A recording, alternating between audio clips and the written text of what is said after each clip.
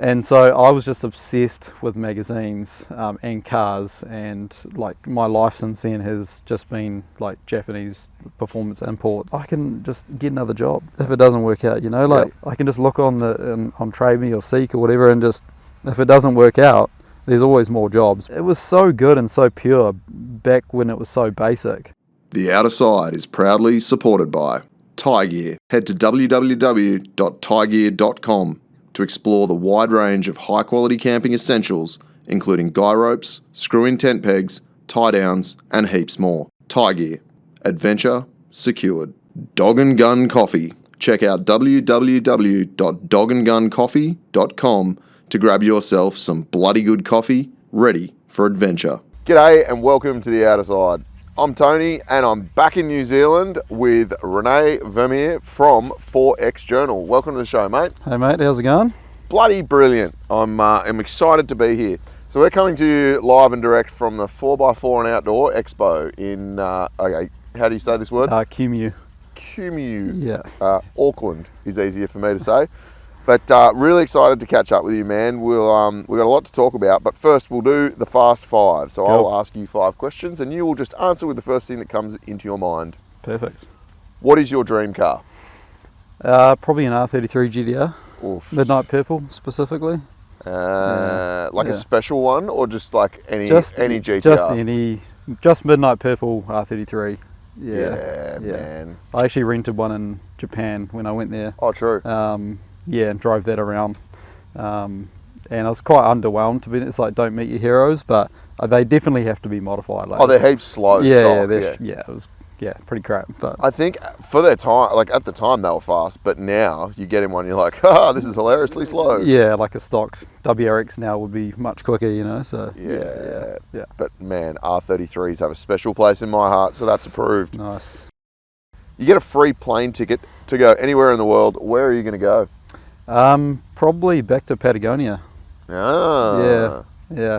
When I went there, I wasn't into like full drive and overland kind of stuff, so I was like in a little manual Renault, you know, fanging around trying to get around there, and it was an absolute mission. So I'd love to go back and take a full drive.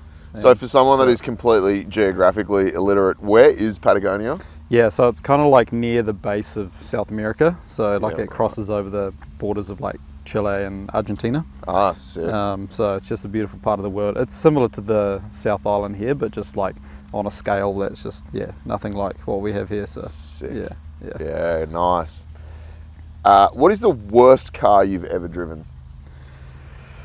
To be honest, I drive a lot of cars, like press cars and stuff, and anything that I can't turn the bloody fan off, like if you have to go into the infotainment to turn the fan off, honestly, it's just like, I'll just get out of that car. It's just so painful. Like, just give me a dial or a button, you know? It's funny you say that. I just put a new head unit in my old Hilux like last week because I needed Bluetooth, and I put a doubled in like screen with CarPlay and stuff in, and it doesn't have a volume dial. And I was like, as if that'll matter. And then the first time I drove it, I was like, wow, this is really, really annoying. Hey, trying to find a button while you're driving. Yeah. I literally just did the same by WRX. I was like, that's painful. It was cheap, but I was like, no, just some things you just need old school dials and knobs and buttons for, right? Yeah. Favorite band or music artist? Oh, that's a hard one. I'm into all sorts of stuff like Led Zeppelin, Nirvana, and all that kind of stuff. I just like good music, I think. Like anything that's good, I'll generally listen to. Yeah, but that's very subjective. Yeah. Good to me. Yeah. Fair I mean, like I listen to like, you know, like drum and bass, hip hop, all sorts of stuff. Like my dad's a big muso, so you know, like I collect vinyl and all that kind of stuff. So you grew up around it. Yeah. Mad. Yeah. And the most important one, what would you eat for your last meal? Oh, spaghetti bolognese for sure. Oh, there was no hesitation. No hesitation, there, No hesitation. Yeah, that's like my birthday meal every year as well. So. I love that. Yeah. I think for me it'd have to be pasta as well. Yeah. I think if you're gonna go out, you might as well go out with a bang and just carb totally. load. Yeah. Nice one. Well, mate, where do we start with you? So obviously you've got 4X Journal now, which is I don't know. Is it a magazine or is it more like a coffee table style book? Yeah, I mean, it's it is officially a magazine, but I made it in a way where like they're standalone copies, so there's nothing like time sensitive in it. Yeah, nice. So like you'll find like people, they find out about the brand now and they'll get volume 5 or whatever, and then they want the other volumes because they're just like individual books, Yeah. and they want to collect the whole lot.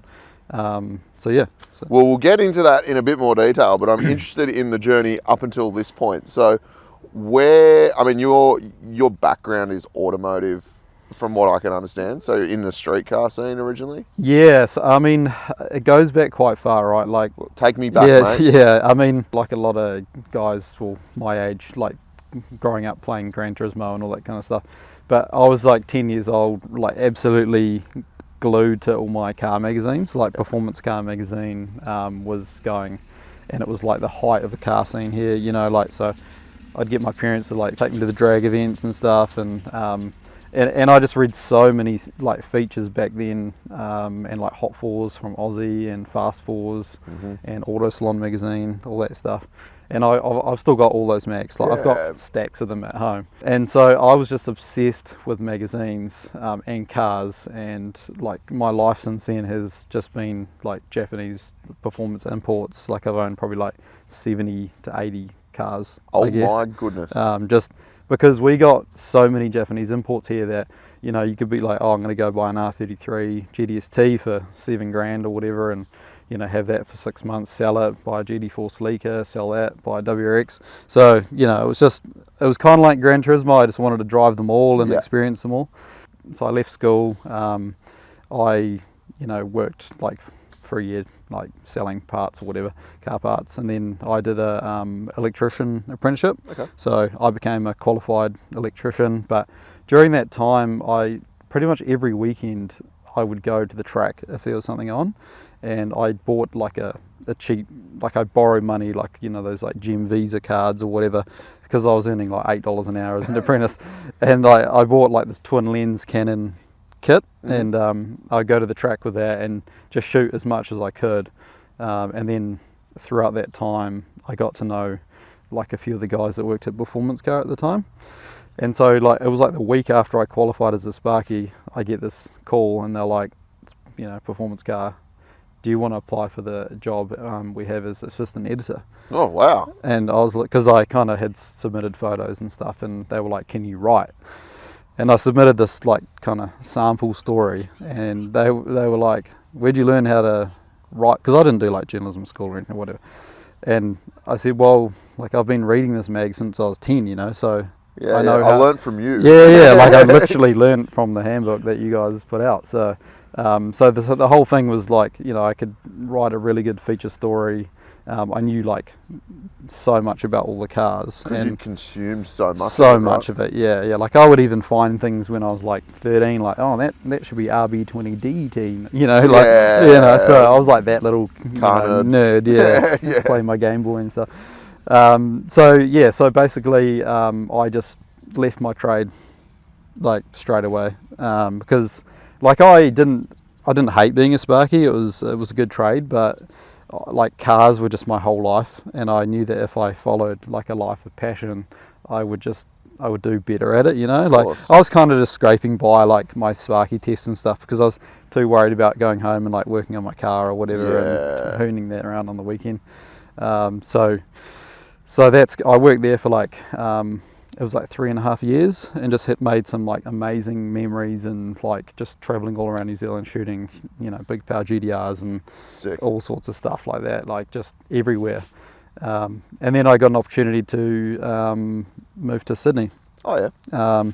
So that was my partner at the time, and she got a job offer there, and I was just like, well, I just checked out the car scene, and straight away. Plenty going on in Sydney, mate. Yeah, man. And so basically I tried to resign at Performance Car, but they just asked if I could just work remotely. So I was working from Cremorne Point opposite the Opera House. Nice spot. Just watching the harbour, writing stories. I thought I'd cracked it at that time. Beats crawling around in a roof cavity running cable. Oh yeah, it was kind of like see you later to that life. And I mean, sure, like maybe the money's not as good as a qualified Sparky, but I just really didn't care. Like I was living like the thing that I wanted to do, you know, and that was what was important. And then I started working for Andrew Hawkins at Motive Video. Oh, it was Motive DVD at the time. Yeah. Send a few DVDs out and whatnot, and I'd help him with his like Cootamundra drag events. And then like I helped him get like that first GDR festival off the ground. So like, which is now massive. Yeah. And like, so basically we couldn't find a naming rights sponsor at the time, like, because it was new, right? Yeah. And then I was like, oh, I know this big GDR workshop in New Zealand, and I just called them up and I was like, mate, how about, do you want to be the naming rights sponsor of this GDR festival? And they just didn't hesitate. Yep, cool. Was that heat treatments or something? It was ST High Tech. Okay. So Ian, who owned it at the time, just didn't hesitate. Yep, cool, straight into it. So good. So yeah, they all came over and all that kind of stuff. So yeah, so did all that, man, and then moved back to New Zealand, and then I went and worked for North Shore Toyota Parts. So literally just like didn't want to get back into being Sparky. Anything but electrician. Yeah. And then but it was really cool there because we sold Japanese performance parts, and then basically it got to the point where I just became the performance parts rep, and then I became the performance parts manager, and then I just grew this side of the business like really big, and we had like resellers all up and down New Zealand. I was responsible for bringing in Turbo Smart into New Zealand. Oh, sick. So like dealt with that team for years. Yeah. Grew that side of it nice and big for them over here, and then it was during that time. I mean, so basically, it's a long-winded way of like. It's great, mate. Keep it going. I haven't been into full drives yet, right? Yeah. Like I've had them in my life. Like Mum's always had like a Pajero or a Hilux because she's got some land, and so moved back, and then I actually came to this event, Okay. the 4x4 Outdoor Expo, for the first time with the Toyota stand. Yep. And I was walking around with my editor's hat on because I used to. Oh, sorry, and that's the whole thing I missed. Was I came back and I got asked to be the actual editor of NZ Performance Car instead of the assistant editor. So, but I didn't want to quit at Toyota. Yep. So I said, can I do that as well? So I had two jobs that one used to be full time and one was still 45 hours a week.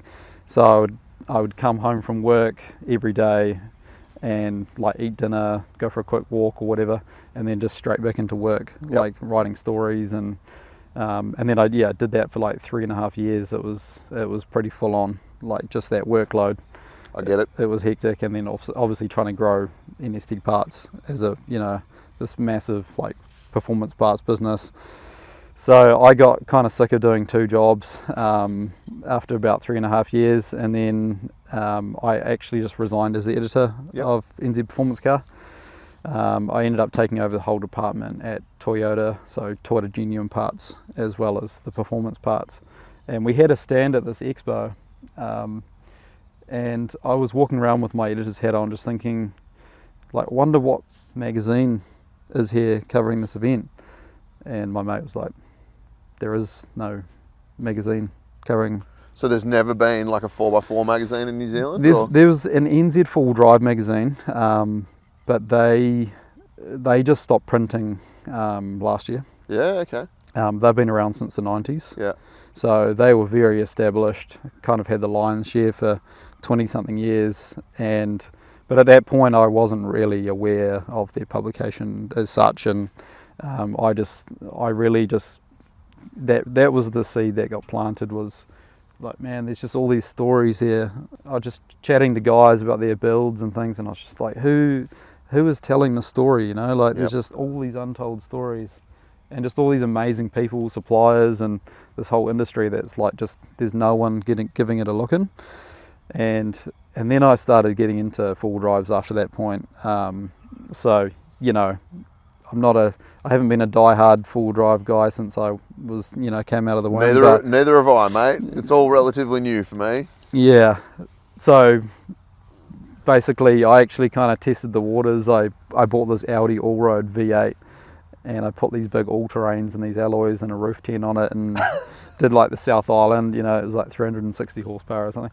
Did the South Island, like travelled around in that, and then just realised pretty quickly, I was like, I just need something more capable to get down those tracks that I was like, probably not in this car, you know, and it's also German. I was like, it's probably something's gonna happen to it out there. It's gonna be expensive. And it's gonna not be cheap. So yeah, man, so bought this Land Cruiser. Straight into a solid, or not a solid actually, Nah, IFS Land Cruiser, but with God's motor. With God's motor, yeah, FTE. Because I worked at Toyota, right? So I had seen every single variant come through. I'd sold countless 1VD engines to guys. Like, I just didn't want to go near a 200 series because sorry guys, but I've sold way too many 1VD V8s to know that. Yeah, the old dust ingress issues and everything else that goes wrong with those things. Yeah, just all the injector problems, and you know, it's just, yeah. And I knew I would get guys coming into these and just, they would just be bragging like, yeah mate, it's got, you know, 700,000 Ks on it, and yeah, pretty much from that point I knew that would be probably more capable than I can drive at this point. So it was pretty basic to begin with. I just put like some Steelies on it, some 33s, a basic lift, and a basic tent, and made a, you know, like a 12 volt setup in the back. Being a Sparky, it was fairly easy, you know. Yeah. And then just got out there, and my brother-in-law Guy, he's got a 105 series, and you know, his dad's had 270 series at the time. So if I got anything other than a Land Cruiser, you'd get like disowned. You'd be shunned from the family. Yeah. And my partner Sophie, when I met her, she had a Hilux. Oh, so it had to be a Toyota. Like on 33s, and like I turned up to our first date in my hybrid Camry work car, and she turned up in her Hilux, like, you know. So. Oh, that's too cool, man. So how long ago did the magazine start then? So was it that show was when the seed was planted? Yeah, so basically that was when the seed was planted. I had a lot of conversations in about a couple of years after that, just like with my network at NST Parts. Like, I had a lot of brands that I dealt with every day, and they also sold or had full drive workshops. And it was this one couple, and they owned the biggest full drive shop in the country, the Trundles family, so Chris and Claire Trundle. They called me from Fiji. They never really go on holiday. They called me from Fiji, video call. I was like, oh, what's going on here? What's gone wrong? Yeah, and they were like side of the pool or whatever, you know, having a few bloody cocktails. And they were like, man, you need to start a full drive magazine, because we're finally on holiday and we've got nothing good to read. And I was like, funny you say that, because I've just quit performance car and I've had this idea to launch a full drive magazine. And they were like, whatever you need, like, we're behind you, like advertising or whatever you need, you know, and like we can get people involved and all sorts of stuff. And basically it was just conversations like that. And Joel from West Supply in Felden, who like I run their tent, we had some good conversations, and he's obviously grown a really amazing business. And he said to me as well, he's like, dude, you just got to go for it. And I just had so many of those conversations, and it got to the point where my sister and her partner came over from Melbourne, and we were rock climbing down on the shore, and they were like, you should just do it. And that was the final conversation. She said she was going to quit her job as well to do her own thing. Well, she didn't. So the next day I went in and quit my job, basically. Ballsy. And I had to give like an 8-week notice period because of my position. And I just had all these people just going like, where are you going next? And I said, oh, well, I'm just launching like a magazine. They're like, oh, online. And I was like, no, like a print publication. And they were like, you're crazy. Yeah. Weird. And they were like, you've got it so good here, you know, you've got a company car and you've got a fuel card and, you know, like a good wicket. And I was like, yeah, but I can just get another job if it doesn't work out, you know, like I can just look on Trade Me or Seek or whatever, and just, if it doesn't work out, there's always more jobs. But I feel like if I'm on my deathbed and I just think, man, I really should have taken that shot. Oh, mate, know? Yep, yeah, 100% right there. It's like I don't think you're ever going to regret giving something a crack, right? Like I'm sure there's exceptions to that statement, but something like that you're passionate about, you don't want to die wondering, oh, I wonder what would have happened if I'd done that 10 years ago. Oh, totally, yeah. And in that time of me thinking about it, like we'd done some amazing trips in the Land Cruisers down to the South Island, like 4 of us in cruises for like a month, you know, like, So good. and I was just thinking, like, sitting at camp going, if I could somehow make money while, I mean, that's a dream, right? Everyone wants that, you know. Yeah, how do I get paid to go wheeling? Yeah, how do I get paid to just be sitting here, like, in the middle of nowhere? Mm-hmm. And I knew that if, like, I mean, I was doing that lifestyle, though, with performance car. Like, I was playing with street cars and, you know, going out to photo shoots, filming or whatever, and getting paid to do it. So I knew that. I was like, if I can transfer those skills and do that in the full drive scene and industry, then, and also I at that point knew that I could make a better publication than anything else around, just with the experience that I'd gained over the years. And I just knew that, yeah, I could. That's incredible, man, and like such a good story from the full circle, from like reading the magazine to then editing the magazine and then starting your own. That's a really cool story, man. I've had a few different people on the show who have like journalist backgrounds and magazine backgrounds, and we've talked extensively about the shift from magazines to social and digital publications. And I've got to say, man, it's weird to start a magazine in this sort of age, but I love it. Very similar to you, I grew up on a diet of Hot Fours, Fast Fours, Zoom magazines, Street Machines, Street Commodores. Like, I had all of them, man, and I would pore over those magazines, right? Like, Yeah. When one of those things, I'd come home from school and I'd see like a little magazine in the top of the letterbox, and I'd be so stoked and just couldn't wait to get inside and rip it open and just read every single word multiple times, and, you know, obviously look at all the pictures. But it's something that I think, I'm going to sound real old here and I don't care, but I feel like youngsters today miss out on a little bit of the romance of that and like the experience and waiting for a magazine to come, whereas now you just open your phone and you just like endless content. Yeah, you just get all this, like, you know, 3 to 8 second content that your brain's just trying to like not have like, you know, a seizure over, you know, when you're trying to go to bed or whatever. Just grab a little bit of dopamine, move on to the next thing, and then forget about it. Yeah, like I grew up collecting things, and I think for me, like, as well, it goes back to like my dad having vinyl and, you know, me wanting vinyl now, things like that. I knew that if there were people like me that wanted, like, I really wanted a good publication. Like, I'm that nerd that goes to, like, there's a real good Japanese bookstore in Sydney, and every time I go there, I just go and buy all these like Japanese car mags from there. It's so sick. And I've got stacks of them, and they love publications. Yes. Like, they love print. And I knew that if there's nerdy people out there like me that just really appreciate like the tactile feeling of a good magazine, then I could potentially make a living. Like, I don't want to make millions of dollars. Yeah. It's not the goal. It's just to support my family and have a lifestyle where on a Tuesday I can go, I think we should go camping tonight. Yes. And it's work. And it's work, yeah. Yeah, you know, tax like, right off. yeah.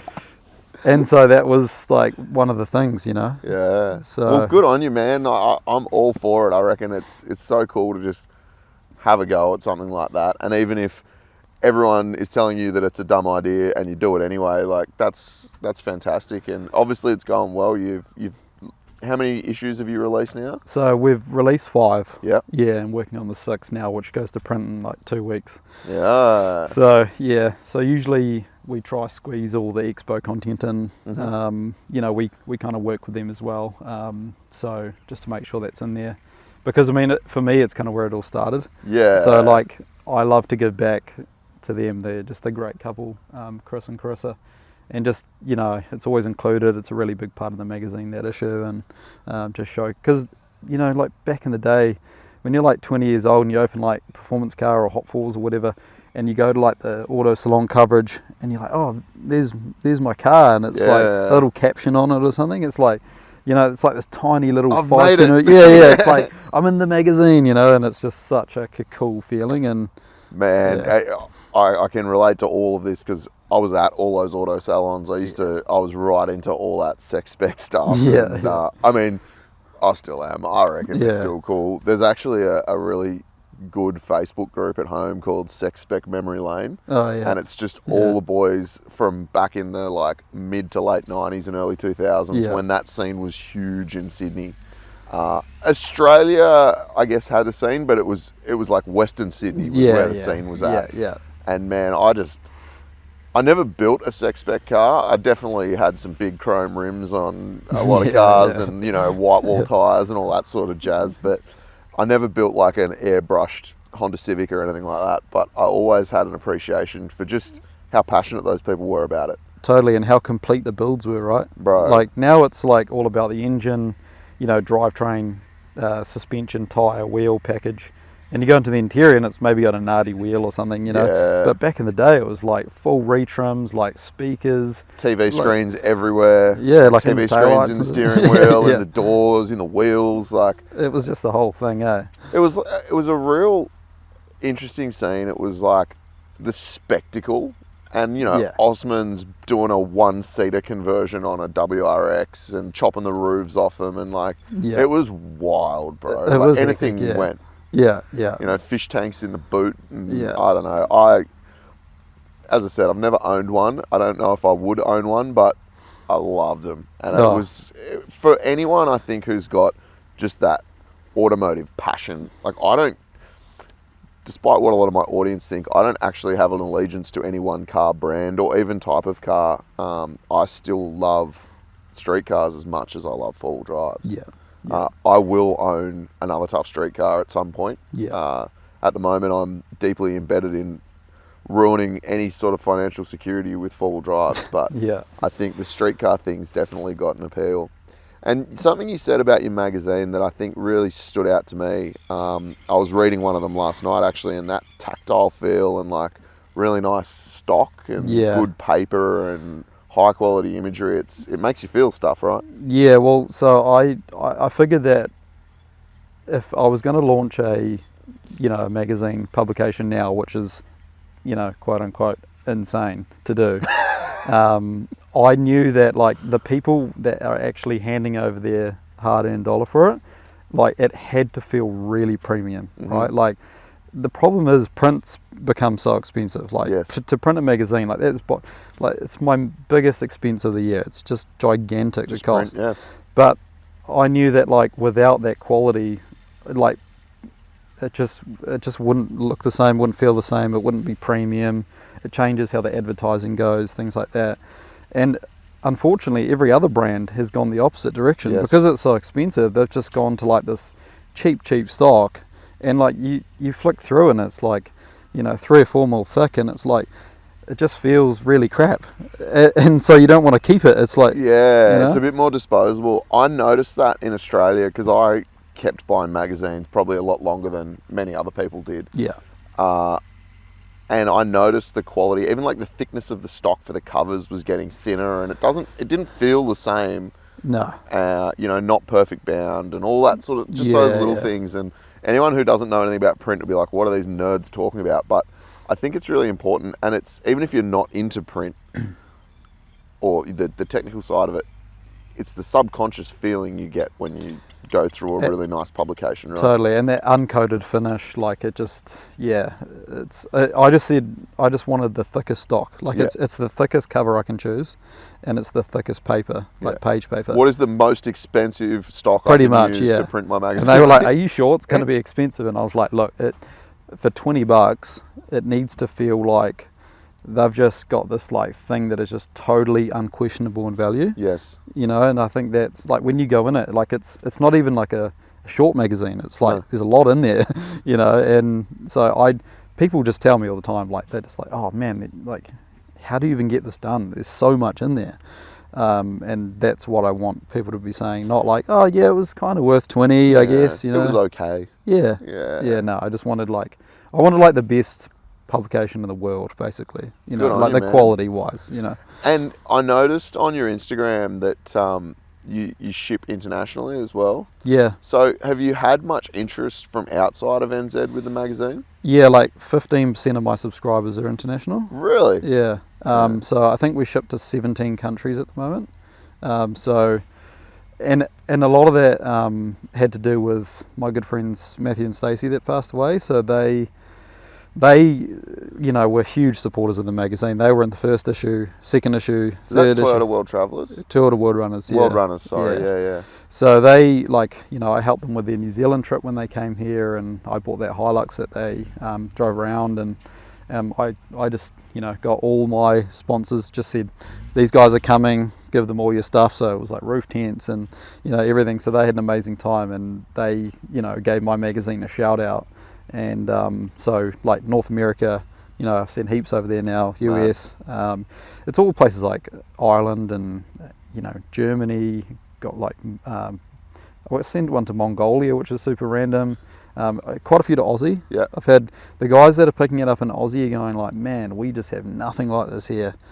And they're just like frothing over it. And I'm like, I need more of you guys in Aussie, because the thing is, it's just, yeah, that's where I'd like to go next is Aussie. So well, mate, if you want a list of cars and people that you should talk to, just let me know. I can give you a very long list of awesome builds that I'm sure you'd love to cover. Cool, man. Thank you. And yeah, sorry to hear about your friends, mate. That happened. I was in the States when that happened, and at an Overland Expo, and it had a really big effect on the community over there. Yeah. Everyone was kind of like, "Oh, this is what we do is pretty dangerous." Yeah, I think everyone gets a little bit maybe blasé and a bit complacent about some of the stuff that we do, and it's all a laugh. But yes, it makes a good thumbnail and whatnot. But yeah, the reality is like just not even having the right things that could have been different, things like that. So, and even like places that we go to in New Zealand, there's a lot of steep drop-offs and things like that, and we've all thought,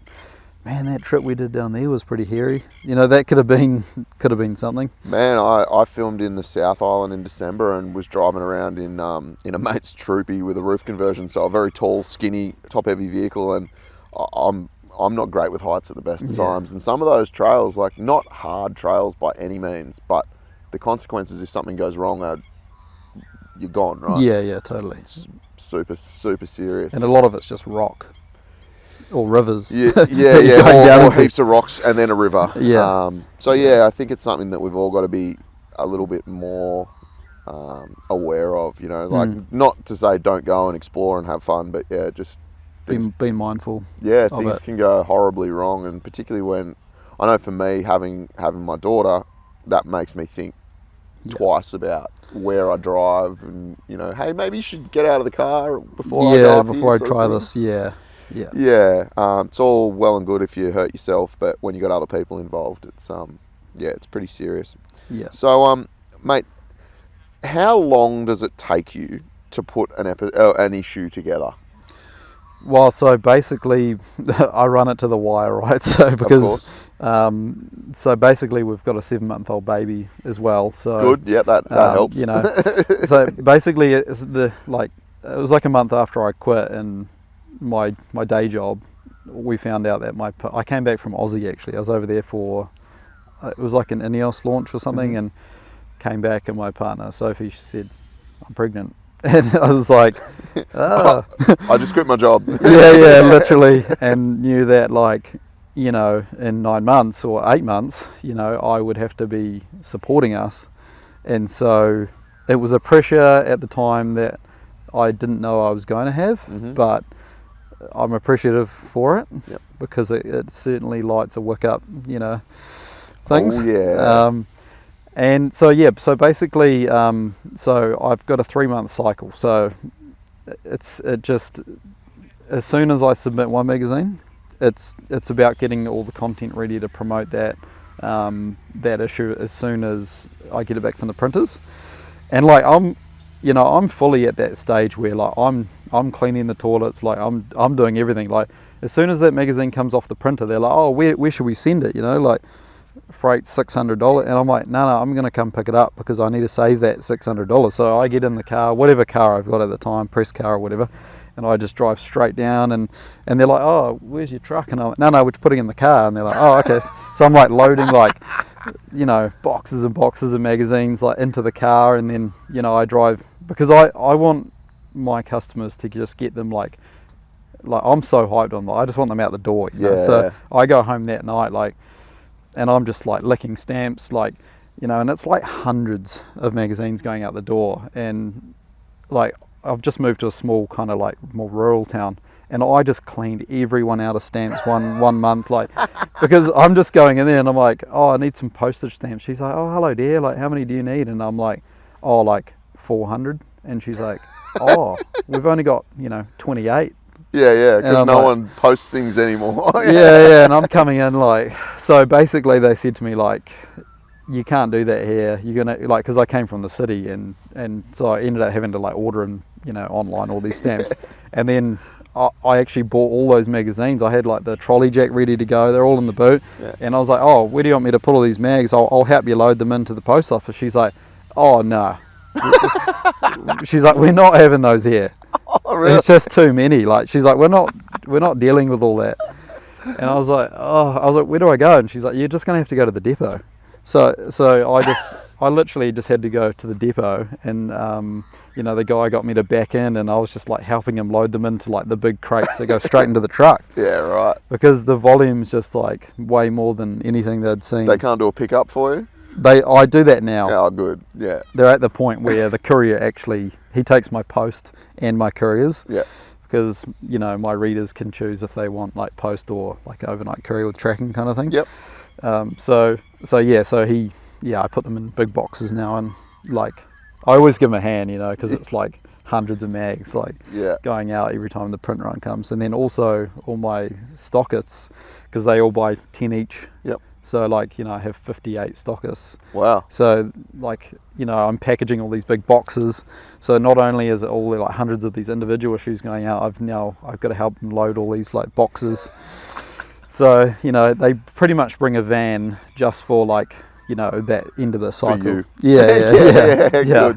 You're like, can we get some branding on this van, please? Like that is now the 4X Journal delivery van. Yeah. But, you know, and they're like, oh, is this every week? And I'm like, no, don't worry. It's just like, you know, when the cycle comes out, and then within that 3-month cycle, I just get orders throughout the week, and it's like, you know, it'll be like 3 that day, 4 or 1, or so they, you know, they just do like a general courier pickup, and it's fine after that. Yeah, you know, that, nice, man. that onslaught. So are most of your customers on like a subscription basis, or do they sort of buy an issue and then like they'll buy one here and there? What's your sort of... Yeah, so a lot of people find them at the stockists. They'll see them on the counter or whatever, and they'll buy a copy there, and then, you know, they might just keep going back there, which is like a whole nother conversation, basically. How I like the whole distributor network in New Zealand, they basically just told me they weren't interested. So is that like a conventional kind of news agent? Yeah. So there's only one in New Zealand, one distributor company, and they are like, you know, you approach them with your brand or your magazine, and they go, yep, it can be in these servos, you know, these news agents, you know, bookstores, whatever. And I phoned them, and I was like, you know, I'd like to organise my distribution for my new publication. And they were like, what is it about? And I said, oh, it's Full Drive magazine. Or Full Drive Adventure. And she was like, oh, yeah, no, they don't really perform very well. So we're not interested in distributing it. And that was it? And she's like, well, we could think about it, but basically they were going to take such a big margin that I would be going backwards from day one, right? No point. Yeah. And also because I have a 3-month print cycle, it was like it'd be on their shelves for 3 months, and then they do a count up at the end, and then they either ship them back or dispose of them. And send you a bill. Send me a bill for that, and then I get paid on like the 20th, right? And I was also dealing with the problem where I just quit my job. I sold my track day car to fund volume 1 and pay the rent until I could get some money in. Yep. And I was like, can I wait another 4 months to get paid? So I got off the phone, and I was like, shit, sorry. No, that's all right. But my experience at NST Parts growing like a distributor network and reseller network was, okay, I'll just do it myself. And so, and the focus around my old networks they were always enthusiast-based stores. And the good thing about it, that is they're passionate about the product, right? Yep. And you know, it could be in like a gas station or a servo or whatever, but I knew that if it was in like a Full Drive enthusiast store, that you know, their clients are walking in, it's on the counter. They're likely to have an interest. Yeah, they are the audience, right? So basically I just said cool, and then I figured out how to add a stockist map to my website, because I had to build that as well, because I had to do it all myself. And then I just started approaching businesses around New Zealand. I just wanted I want to pick up points in like the key cities like Christchurch, Auckland, so in the beginning it was like I had like 8, that kind of thing. And it's just grown to that point where more people want to be involved, and they approach me and say, how can I be a stockist? Cool. They just want the brand there. So, and I get the sense from walking around this show yesterday and a few of my mates over here, the scene here is definitely growing. Totally. And I think if I was in if I ran a four-wheel drive business here and I saw someone like you doing what you're doing, I'd absolutely back it, because you're helping to grow the community in the industry, right? Yeah, like I basically just say to these stores, like, I want my readers going into their store. They might not know about their store, like it might be down the road from them, and they might grab a magazine and go, oh, you sell tyres and winches and that kind of thing as well. So like coming from that parts background, I also knew that if I could try stimulate foot traffic by doing that network, then it would be great for the whole industry here, and just get people talking to each other in real life and things like that. Yeah, quite a groundbreaking concept, isn't it? Talking to people in real life. Yeah, it's wild. Yeah, that's one of the main reasons that I started doing this. Yeah. So that I could have real good quality conversations with people that aren't internet based. Yeah, totally. Like, social media is fantastic, but so is just talking to people Actually having a yarn. The old-fashioned way. Yeah. I really am making myself feel old here, reminiscing about car magazines and talking about having real conversations, but I think it's important. And also everything's like subscription based now, right? Yeah. And that's, you have to subscribe to my magazine, but the thing is, you own it. Yeah, you get something. Yeah, and you've got a stack. Like if you don't pay your Spotify or whatever, you don't have the music anymore. You don't have your playlists or your albums. So, back in our day, it was like, you had stacks of CDs, you had stacks of magazines, PlayStation games, DVDs, everything. You owned all that stuff, and you once you had it, you've got it. So that's another thing. It was like, I could have done some sort of like online content. A lot of people told me, oh, you need to just start a YouTube channel, and I was like, well, I'm not good at that. Like I don't like. But it's not a magazine. It's not a magazine. Like I'm good at making magazines. Yeah. Like everyone else in New Zealand is starting to launch YouTube channels, but I know I can create a great publication, so I just went down that route. So good on you, man. I think it's so impressive, and doing something that you want to do even when people are telling you not to, there's a lot to be said for that. Yeah, look, I just, at the end of the day, if it didn't work out, I would have just like lost my job and my track car. But at the end of the day, being homeless, unable to feed your child, with a baby coming. But I can always just like slide into another parts manager job or do something else or whatever. Yeah, good for you, man. And so the 4-wheel drive scene here, tell me a bit about that. I get the impression that it's growing. This show, I've heard, has been around for only a couple of years now, but it's getting bigger. I know the Christchurch show does really well down in the south. Yeah. So what's the sort of vibe? Is it growing? Are there more people getting interested in it? Oh, totally. Like being in the parts industry, I saw firsthand just all the brands trying to come here, like all the new brands popping up. Like the old school kind of full drivers. Like we had a few of those kind of workshops lurking around.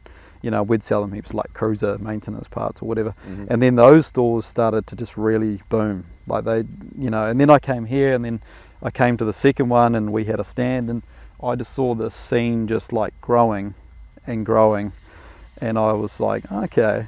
And it's really interesting, like back in our day, like when you left school, like all you wanted was a WRX or Evo or whatever. Yep. VL Turbo was a weapon of choice for me. Yeah, on Interceptors or something. But like here, it's like all the young guys now, they want like a surf. Yeah. And I'm like, with a roof tent. Yep.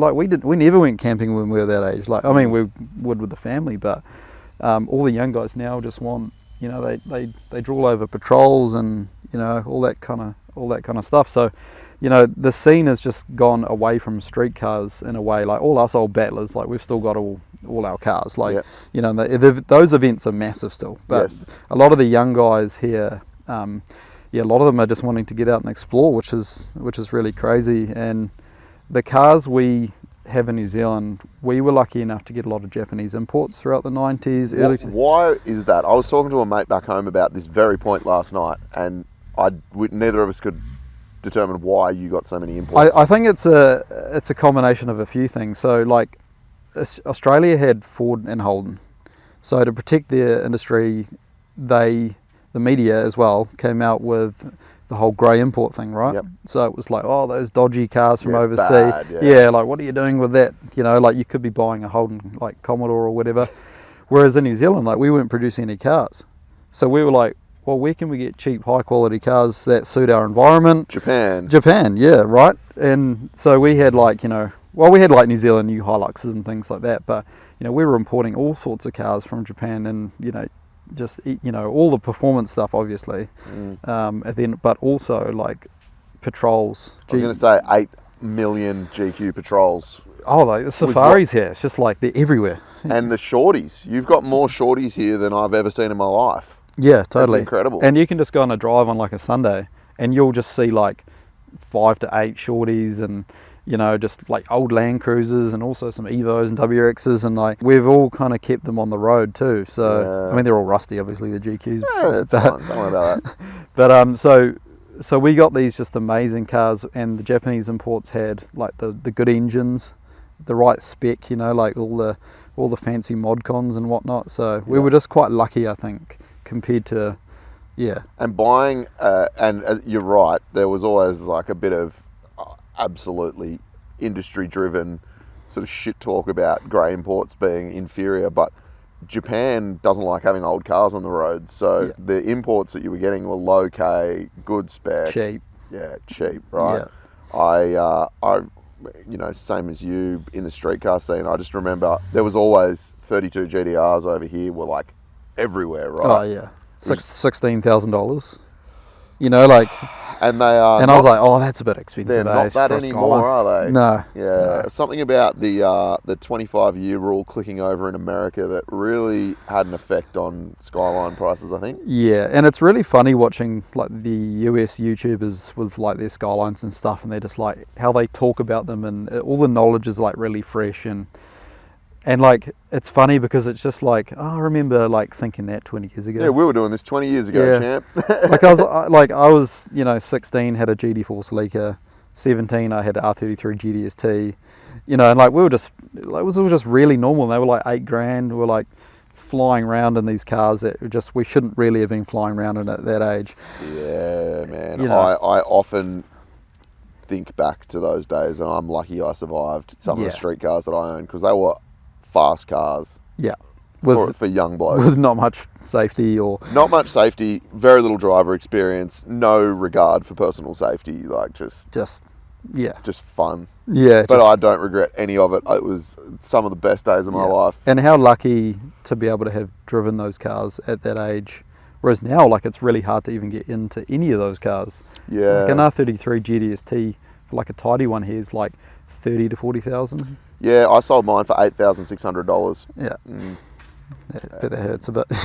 Mine was the same. It hurts $8,000. me a lot. Yeah. I mean, I took all the good stuff off it, sold all the parts separately, so all up I probably got about $15,000 for the car. But that's like a $40,000 car in Australia now. Yeah. Yeah. But what you just said about the young blokes and girls, I've seen a lot of young girls here with Forbies, which I think is really cool. But it's the same in Australia, where I don't think that street cars are definitely still a thing, right? Like roll racing events at Eastern Creek are massive, right? They have huge turnout. The streetcar scene or the import scene is still huge. But I think the main changing point is that you don't see them on the road. Yeah. They're track cars, they're roll racing cars, they're drag cars. Unless it's an i30N.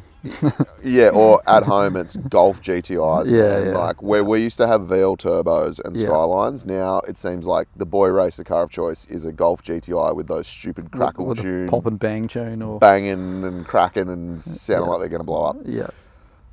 I don't get it. But anyway, I think there's probably two things in Australia anyway. One is the cost of the vehicles is astronomical. So if you're 17, you're not buying a $40,000 Skyline. Nah. But the other thing at home was police pressure. And police pressure absolutely killed the streetcar scene back home. And that was why I sold my Skyline, was every time I drove it, I'd get pulled over. Has that happened here as well? Like, has the streetcar scene been under pressure from the police here, or not so much? It really did. Like, I would say probably maybe 10 to 8 years ago, it really got a hammering. The cars were like, those cars for us, like, they used to be daily drivers as well. You know, so like we'd be turning up to work. I'd like have my semi slicks and, you know, just like ridiculous clutches and all sorts of stuff, and like it was totally normal. Like, you just had one car. Yeah. Whereas now they're getting to the age, those cars, where, like, you know, the cars and coffee scene's real massive, and because of the value of them, like, we're seeing that like a lot of the guys are spending so much more money on them, and they're wanting to keep them much cleaner and way more polished and things like that. So in a way, like, the police presence has like kind of tapered off.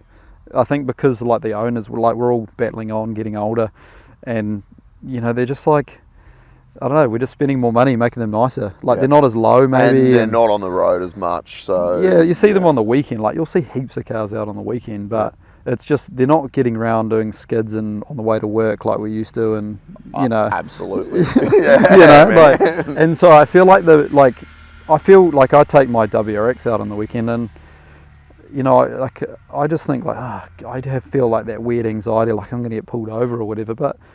It's super mint, like polished up, like it's got T's on it and stuff, and like, you know, like the cops don't even look at it. No.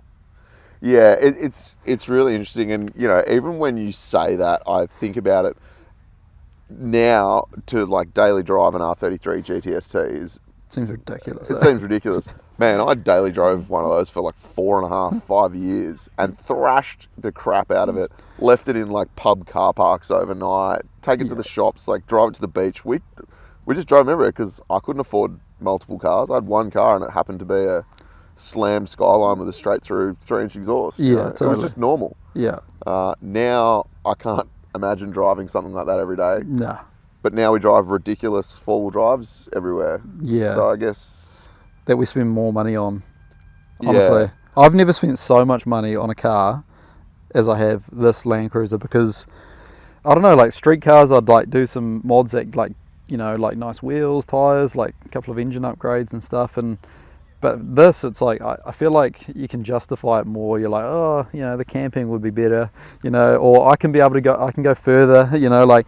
I thought buying a four-wheel drive would be like, oh, mate, I'm going to be rich after this because I'm not going to be wasting all this money on street cars. Like, my entire teens and 20s was just pumping every dollar I owned, I earned into street cars, right?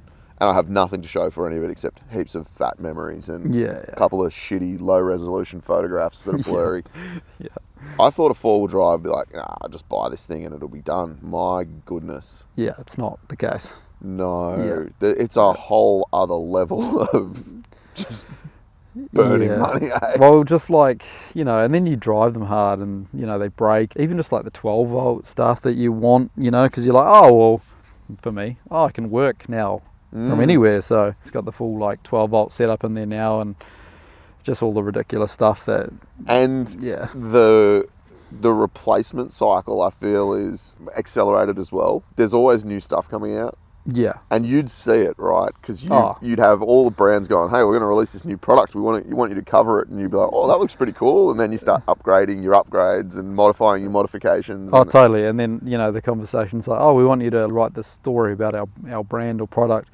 And they're like, oh, what have you got in the way of that product? You know, do you want to try it out as well? And next thing you know, it's like, it's got everything on it, and you know, which is a great position to be in, obviously. But I think because the scene's growing so much, there's just so much development. I'm seeing brands that maybe they had a 12-volt setup for the last decade, that now all of a sudden they've got, you know, in the last year they've had like 4 different releases of new products that trying to adapt and keep up with all the other brands trying to, release something similar. Or you'll see like all the major outlets, like, the general parts stores, they're coming out with their own, cheaper alternatives from China or whatever, just because they want a piece of the action, and I'm just seeing brands that never dealt with full drive stuff.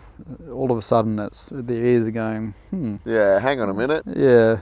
Yeah, and you've just got to look at the car park here, right? There's obviously within the showgrounds, there's some mint cars, but even in the car park, there's just lots of dual cabs, lots of patrols and cruisers. It's obviously a thing, and I think it helps, man. The more brands that are focused on it and the more new products coming out, it just lifts the whole industry, right? Yeah, totally. Yeah, you just have to walk around the show, and there's more brands on like every kind of segment than there is like compared to the last year, especially roof tents. I mean, that's probably like Aussie. It's probably like, oh my goodness, 1,000 different brands which are coming in, or lights. Everyone's bringing in their own light. I don't know how they do it. I don't know how they do it, man. Yeah. Like, how do you? I've never owned a roof tent, but I just don't even know how you'd start to decide which one to buy, right? Like, there's so many of them. Yeah, totally. And then also it's such a saturated market, I feel. Like, if you're going to bring in a brand from China, maybe just like the market research and just see if there's something else, maybe another segment you could go, like, because they're also massive. Yes. Like, if you want to bring in like... you need a warehouse. You need a warehouse. Yeah. It's not like... And they're hard to ship. Like, imagine you going to the post office with your boxes of magazines. Imagine rocking up with a few roof tents, be like, ship these, I'd love. She'd be like, what? Yeah, How many stamps do I need to send this roof tent? Yeah, it's just crazy. Yeah, I don't know how they do it, man. I don't know. So in New Zealand, is there a lot of... I mean, I know you've got workshops here, so I've met a few of the guys, and there's some sick builds going on. There seems to be some really good fabricators building some really cool stuff down here. Yes. Are there many New Zealand-based four-wheel drive accessory brands, though? Generally not, no. I mean, everything is like branded from another country, generally. I mean, there's a lot of guys fabricating stuff and selling it, but it's usually like a small team. I mean, we've got a few bigger manufacturers like M2 Overland. They've got that crazy FJ with the Harrop supercharged, my cover car last issue. But they do like trays and canopies and stuff. And but it all gets to a point where they start doing like commercial size fleets and things like that. That's kind of like big here. Regular cash for flow. New Zealand. Yeah. I mean, what I'm seeing obviously firsthand with the mag is a lot of the Australian brands, they approach me and they want to know if they should bring their product into New Zealand. So that's kind of what we're seeing. Because it's yes, and you should advertise it with my magazine. Yeah, I'm like, yes, I can help you with that. You guys are so well established. It's just and it's so close. That's kind of where a lot of it's going. It's just and the guys here, the enthusiasts, they're keen to run that stuff. Because the proof's in the pudding. It's been the history of that particular brand. It's been going potentially in Aussie for 20, 30 years. As a reseller, I can imagine it's just an easy decision because you got the history. Yeah, well, and that they're going to be around, right? They're not going to disappear next week. They're like a brand like GME. It's 67 years old. We're probably going to keep going for a little while. Totally. We're not going to just go. Let's go. It's been hard. Yeah, let's do something different. Yeah, it's interesting to see. I've definitely seen a bit of that in the States as well, where Australian four-wheel drive accessory brands and the products that they make have got a really strong reputation, right? Yeah. Things like ARB air lockers, it's just a standard over there, right? Yeah. And you talk to a guy over there and they'll say, yeah, I've got ARBs. And I'm like, what? But now I realise that means I've got lockers. Right. So they don't even call them lockers, they just call them ARBs, right? Yeah. And Red Arc's had a really good crack over there, and more recently we've launched GME in the States, and it's really interesting to see, whilst the behaviours and the culture and the travel and the vehicles and everything's different, there's a common thread there, and I've definitely found that here as well. Whilst there's differences, there's lots of similarities too. Yeah, totally. And I think the car scene is quite like the street car scene is now, obviously, like a lot of the guys that I know that were into street cars, they're getting into trucks, and they're kind of like building trucks in a way that they're like street cars. Like They've got to have like a real specky wheel. They might have like a nice JDM boost gauge in there as well, and they're doing like intercooler piping and like turbo setups that like you'd traditionally see on like a JZ or like an RB or something like that. Whereas I think like 10 years ago, when it was just like all the older full drive battlers, they're just like, as long as it works, get the turbo on there, and it's got like, it was like all function, no form, right? Whereas the form's coming into it now, I think, is in New Zealand we just have like so many talented automotive fabricators that like you'd see a lot of these cars around here, and they just got like epic intercooler piping, big front mounts that might be off a GDR or something, and it's just really cool to see like flow into that side of it. I love it, mate. And you know what? I think people like you and I are a little bit responsible for that grew up with street cars. Yeah. And looking at Auto Salon magazine and Hot Fours and all of that, and that's still in us, right? And I'm the same. I want nice interiors. I'll put Recaros in my cars. I want to polish the intercooler piping. And you're talking about the engine bays. I took so many photos yesterday of mint engine bays here. Yeah. And being an unashamed FTE enthusiast, it really struck me yesterday. You guys love a multi-valve over here. Lots of FTs and FTEs and all sorts of things. Well, we had so many imports, right, that like there's so many old Dunga 80 series getting around with FTs in them that for the price of what you can get that for, it's a no-brainer, right? Yeah, you guys are blessed there. We are the FT and FTE train has absolutely left the station back home. You can't get an FTE for under 20 grand for a good one, you know. Like, well, even the 100 series pricing over there is like, it's way more than here. Oh yeah, people put up a 100 series like 50 grand. I'm like, what? That's what it costs new. Like, like what are you doing? Yeah. But then people buy them. Yeah. Yeah, but the number of FTEs in patrols here really made me quite happy. There was a GU I was looking at yesterday with a mint FTE in it. Yeah. And I reckon ultimate build for me would be a GU Series 4 with an FTE. Yeah, totally. I mean, my last cover was built by McLeod's Motors, and that's one of my cover cars. Yep. And yeah, it was two. Oh, that's the one just over there. Yeah. I'll throw a photo of that one up actually in the video because that is a mint car. Yeah, 2 FTE patrols on the cover. Yep.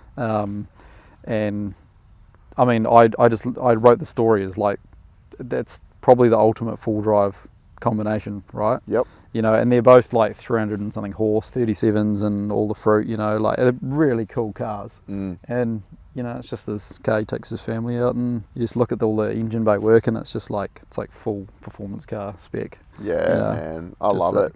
It's really cool. I enjoyed walking around the show yesterday and just seeing the similarities, but also the slight differences, and seeing some brands that we don't have. You got Judge & Co doing the draw systems, and there's a few sort of local fabricators that are doing some really unique stuff over here, and I think it's great, man. Yeah, the scene is definitely flourishing. And, you know, a lot of the tyre companies, they're realising now that, like, where they used to promote, you know, R888s, they're now doing their rough terrain tyre or whatever, you know, that's the marketing you're seeing around, even just like billboards in town or whatever, you know, it's like it's changing from that kind of ultimate performance stuff to big tires and all that kind of stuff. But we also get like there's all like the city slickers as well, you know, who want the shiny utes with mall crawlers, mate. You know, they got the 20-inch wheels and whatnot, you know, and it's just yeah, it's close, but no, it's not the same, it's mate. Not the same. Yeah. But that's all right, mate. If that's what they want, then that's what they want, and who knows, they might come across your magazine and that might spark something in them. Yeah, totally, and that's why I think it's important to have, you know, content as well that's in there it's not all hardcore, you know, like some accessible tracks and things like that, because you know, I think a lot of us consume we do consume a lot of media in the full drive scene where it's like hectic, you know, like it's just extreme and it's like clickbaity because, I mean, you know, it is exciting to watch, you know. Oh my God, he nearly died, Yeah, the thumbnail.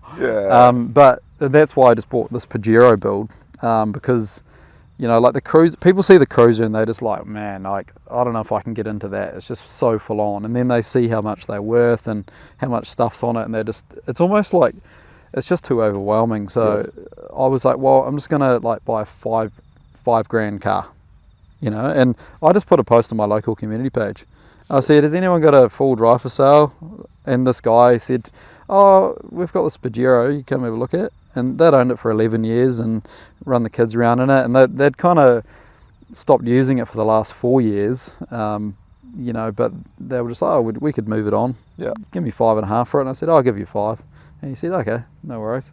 And so, you know, I've just put wheels, tyres, and a lift in it. And like, I'm just going to go do some trips with like a swag and, you know, like a chili bin and stuff, you know, like, mate. because like, you know, it's like a 10 grand setup. Yep.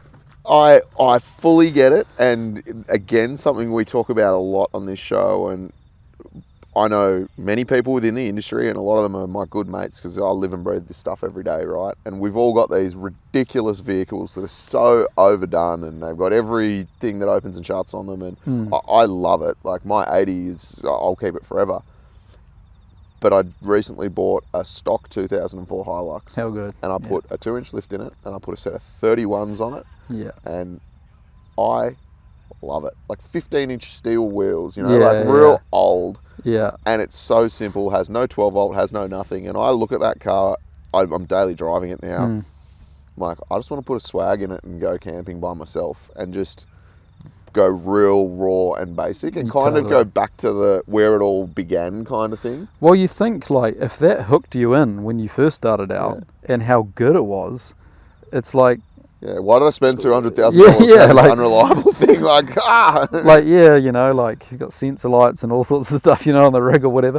But it's like, it was so good and so pure back when it was so basic. And like I've done a few trips, like, because I get press cars, so like I bought like a, you know, little power station so I can keep my batteries and stuff charged, but that's about the extent of the tech that I take. Yes. And I've got like just like a King's swag, like it probably leaks or whatever. I just chuck a tarp over it, and I just take like some basic, like some sandwiches or whatever, and go to a night in the press car or like a factory 70 series or whatever, and it's just so good, man. Yeah.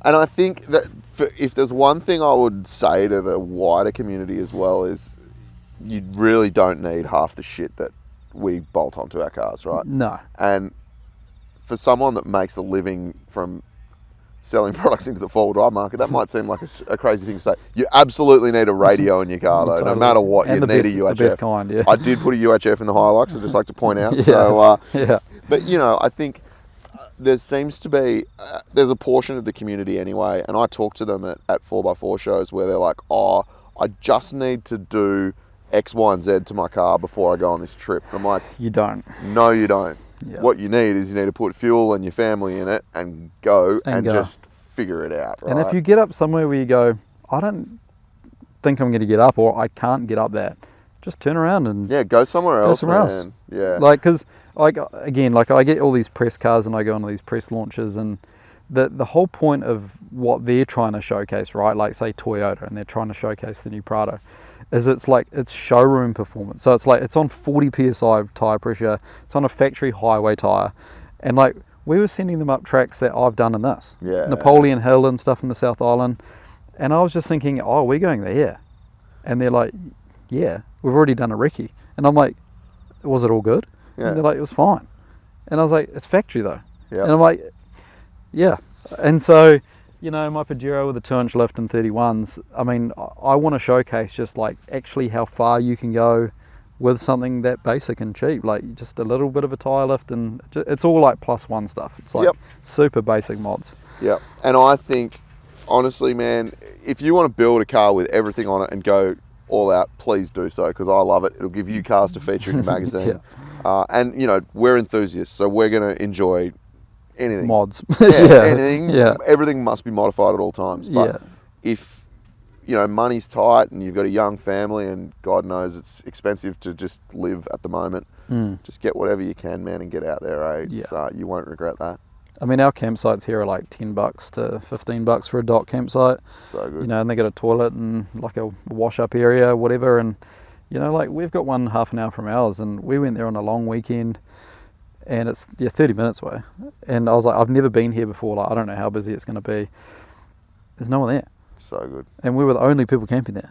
You know, it was a long weekend. I was like, surely in summer. You know, it was mental. I just couldn't believe it. And just, you know, we could have done that in the Pajero or whatever, but, you know, we'd need to sleep in the tent. So we just took that, and, you know, and it's great. Yep. Oh, I get it, mate.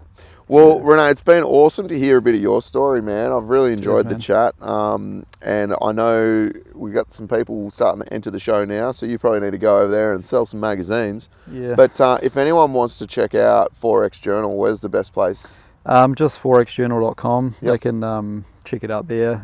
It's going to be on Zinio soon, available digitally around the world, because I've sold out of a few issues now. So especially, you know, with Matthew and Stacey's story in it, a lot of people want me to like reprint, but it's just really not cost effective to, you know, just to I get it. suit a few people. So it's going to be available on there. You can just find me on Instagram, Forex Journal NZ, or on the website. Awesome, bro. Thanks so Cool, much man. for your time, Cheers. mate. Really No worries. appreciate it. All good. And we'll see all of you next time on The Outer Side.